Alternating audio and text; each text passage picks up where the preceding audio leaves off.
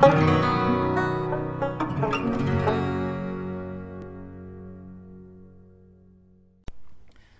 salut à tous et bienvenue dans cette deuxième leçon sur Express.js et MongoDB. Au cours précédent, nous avons créé notre projet. Déjà, nous avons installé tous les packages dont nous aurons besoin pour le développement de notre projet. Nous avons créé notre compte sur MongoDB et nous avons créé notre cluster qui est en fait ici notre base de données en fait. Nous avons donné un nom à notre cluster et tout. Alors, c'était tout donc pour le chapitre passé, un petit briefing. Dans ce chapitre aujourd'hui, qu'est-ce qu'on va faire? Donc, on va pas commencer totalement le développement, mais on va faire un petit briefing sur comment est-ce qu'on va s'organiser pour développer. Alors, premièrement, je vous ai dit tantôt au chapitre précédent que app.js, c'est chez lui qu'on mettra toute notre logique. En fait, on mettra tout ici, tout notre code.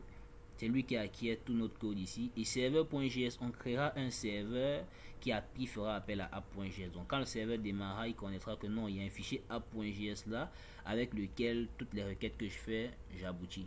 Donc, serveur, il lui crée le serveur et app.js, on écrit tout notre code. Alors, il y a une autre chose, c'est que en tant que développeur, normalement, écrit tout notre code dans un seul fichier, c'est lourd et ça prend beaucoup d'espace. Peut-être pour la mise en pratique, la mise à jour du code et tout ça, pour manager le code, ce sera pas facile. Si peut-être vous codez une grosse API déjà. Alors, pourquoi donc ce sera pas facile? Parce que si vous imaginez que vous codez 10 000 lignes de code ou bien 500 000 lignes de code, c'est beaucoup pour un fichier. Si vous avez une erreur quelque part, ça va vous coûter cher. Alors, nous allons donc organiser notre code comment? Avec des routes, des contrôleurs et des modèles. Voilà.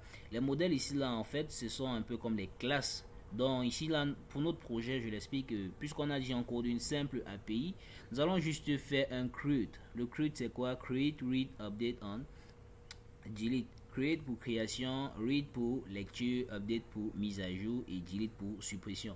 Alors, pour faire un create, donc nous allons faire un create sur un élément, en fait, sur un élément particulier qu'on va appeler une classe, un modèle ici là. Notre modèle, on va considérer que nous travaillons avec un produit. Un produit qui a tout simplement des aspects suivants: un nom, une description, un prix. Tout simplement les trois là. Nom, description, prix. Ça va être simple. Après, si vous voulez coder une grosse API, tout dépendra de vous. Nous allons dire, nous avons un produit ici que nous voulons bien sûr créer son API. Alors, notre produit, il est simple, comme je dis tantôt. Un nom, une description et un prix. Alors, le modèle en fait va contenir ça sera un peu comme notre classe. Et ces trois choses là, ces trois propriétés de notre produit là seront un peu comme les attributs, les champs de notre classe. Celui-ci là va se contenir dans un dossier spécifique qu'on appellera modèle, dont on ne le déclarera pas ici par exemple pour dire je déclare mon produit dans app, ce sera lourd. On va juste appeler produit là quelque part. On aura une route.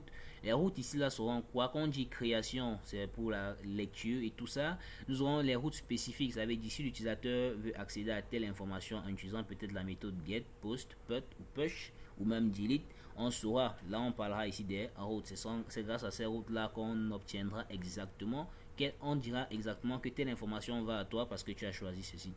Autre chose dont nous aurons besoin des contrôleurs, je disais tantôt, le contrôleur c'est lui qui occupe la logique en fait. Donc là, l'utilisateur vient y saisir une adresse, la route récupère et il appelle le contrôleur. C'est le contrôleur, la route connaît exactement quel contrôleur est-ce qu'il doit appeler pour afficher telle ou telle information. Alors comme je disais tantôt, nous allons donc classer notre projet comme ça. Ça veut dire quoi? On aura un dossier models comme ça, porter juste les entités en fait, les entités ou classes, donc donnez le nom qui vous convient. On aura controllers, on aura root, comme je l'ai dit tantôt, bien routeur, c'est bien comme ça, routeur, c'est très bien. Alors je vous ai dit tantôt, c'est pas obligé, tout ceci peut être écrit dans app.js, mais comme je vous ai dit, ce sera lourd et on ne veut pas avoir du code qui sera lourd, qui sera pas facilement maintenable. Alors puisqu'on a dit qu'on va travailler avec produit ici, on va juste créer nos fichiers. Et on va pas développer en tant que tel aujourd'hui. On va juste créer un fichier. On a dit on parlera d'un produit. Donc produit.js tout simplement. Dans le contrôleur, on aura besoin du contrôleur de notre produit. Ce sera toujours produit.js aussi. Et dans la route, on aura produit.js. Alors, vous pouvez donner les noms qui vous plaisent. Hein. Si vous arrivez dans le contrôleur, vous dites produit contrôleur, il n'y a pas de problème. Si vous arrivez dans les modèles, vous dites produit modèle, il n'y a pas de problème. Donnez le nom qui vous convient, mais sachez qu'il y a quand même une différence parce que chaque modèle aura son nom et chaque contrôleur aura son nom. Alors, donc, on va fermer juste ces fichiers-ci. Je vous ai dit aussi, donc, ceci là, c'était pour l'organisation de notre code. Et app va juste appeler ces gars-là. Donc, app, lui, va juste appeler les routes. Et les routes, bien sûr, elles vont aller appeler les contrôleurs. Et les contrôleurs, pour marcher, doivent faire interaction avec les models. Là, notre code, il est très bien organisé. Serveur, lui, va juste appeler app en créant un serveur. Maintenant, nous allons revenir ici. C'est cette fois-ci qui nous intéresse. Alors, pour qu'il y ait interaction entre ce que nous venons de créer ici, notre base de données Express API, avec le code que nous allons inscrire ici, parce que les produits, il faut qu'ils soient enregistrés ici, là, en tant que des collections. Donc, nous allons donc utiliser ce package que je parlais tantôt. Mongoose, il facilitera la tâche, bien sûr. C'est vrai que notre JS qu'on a installé depuis l'autre au cours passé contient déjà un package appelé MongoDB, mais nous n'avons pas besoin de lui. Nous allons travailler avec Mongoose. Vous voyez, la façon dont on l'appelle et on fait l'interaction pour la connexion est très très facile.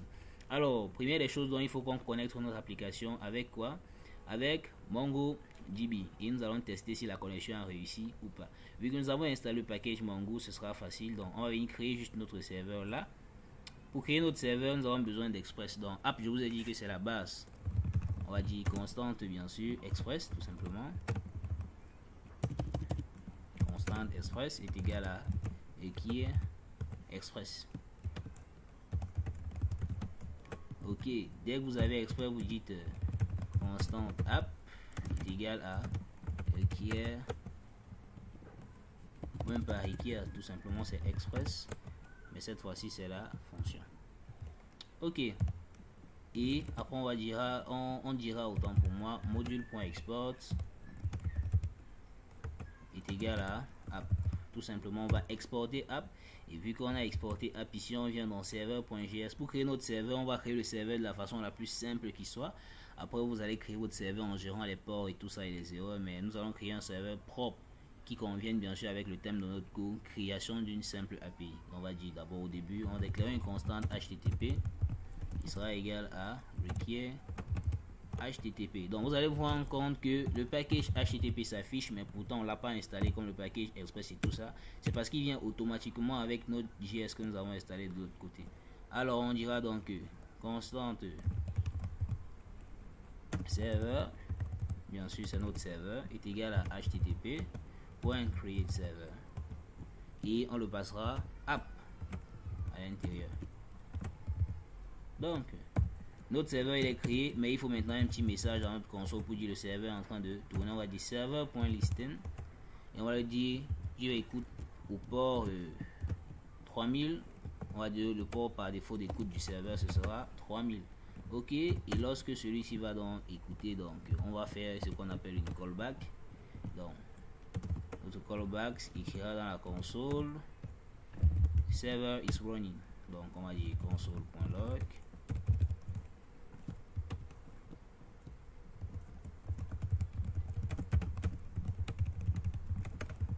at localhost 3000. Ok, donc après ceci là, donc un point virgule. Vous n'êtes pas obligé de mettre le point virgule, mais bon, ça à vous de voir. Alors ceci, on peut démarrer notre serveur ici en faisant notemon. Je vous ai dit d'installer le package notemon server.js qui est le point d'entrée. Alors on a un petit souci là, c'est quoi? App is not defined. Exactement, app n'est pas défini. Nous utilisons quelqu'un qui n'existe pas. Pourquoi? Parce qu'il faut qu'on l'importe. On a exporté app de l'autre côté, maintenant il faut qu'on l'importe. On va dire constante app est égal à requiert, on va dire requiert app.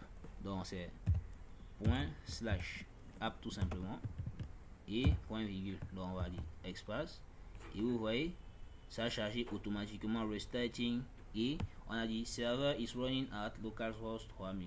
Donc ça veut dire que notre serveur a bel et bien démarré. Si nous venons dans Postman pour tester cette adresse, donc localhost 3000,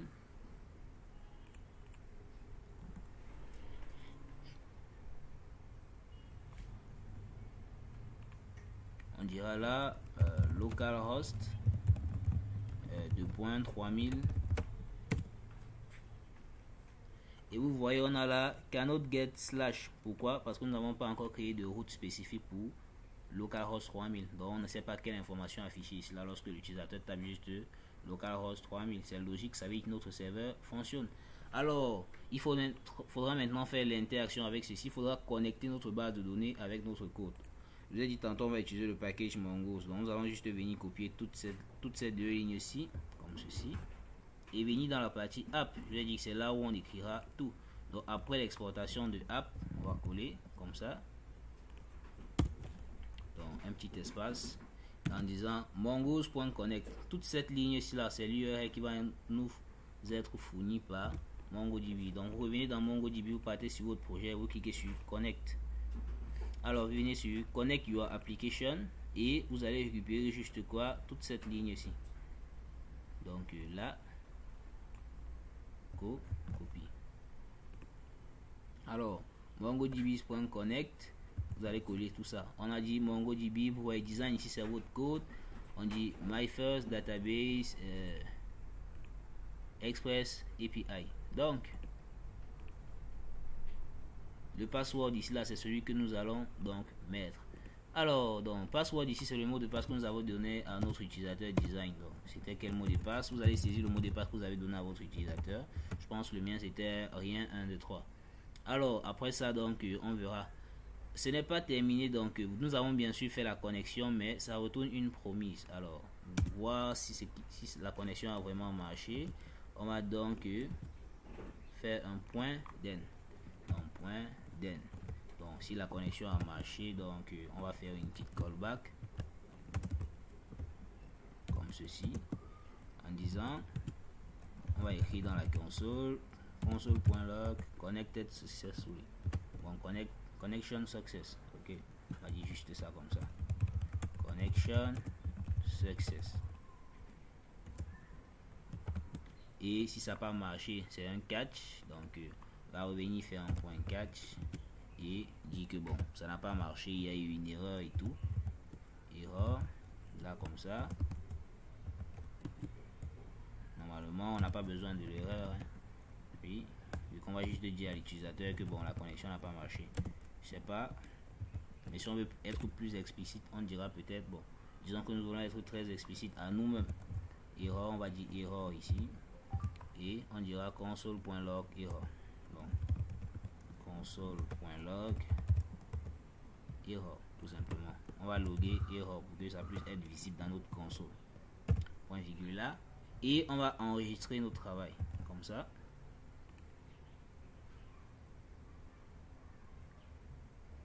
Donc, server is running à localhost 3000. Ok. Donc, on a la connexion success. Donc, notre connexion a réussi et nous avons maintenant une interaction entre notre base de données MongoDB sur le cloud et notre code ici. Alors, vu que tout s'est bien passé, donc on va afficher un Hello World et après on passera au cours suivant pour commencer le vrai travail. Puisqu'on nous a dit dans Postman cannot get slash, on va donc mettre un écouteur ici pour slash. On dit lorsqu'on demande à avoir slash, bien sûr, on dira, on va créer une petite callback, notre requête, la réponse. On va dire réponse.5 hello world, tout simplement. Donc on va renvoyer un hello world pour savoir si tout fonctionne très bien. On va dire hello world et on met un point virgule et c'est bon. Alors on peut enregistrer ça comme ceci et revenir dans Postman. Donc ok, donc on a bien retourné ici là hello world, ça veut dire que tout fonctionne très bien. Alors c'était tout donc pour ce cours-ci là. Si on veut faire un petit récapitulatif, donc on a vu que pour mieux travailler il fallait qu'on ordonne notre code et qu'on n'écrive pas tout seulement ici. Donc ici ce sera spécifique aux routes, donc seulement les routes qui vont interagir ici là et les petites choses comme ceci. Alors à part cela, notre serveur.js, on vient de créer le serveur de la façon la plus simple qui soit, sans tenir compte des propriétés de port et tout ça.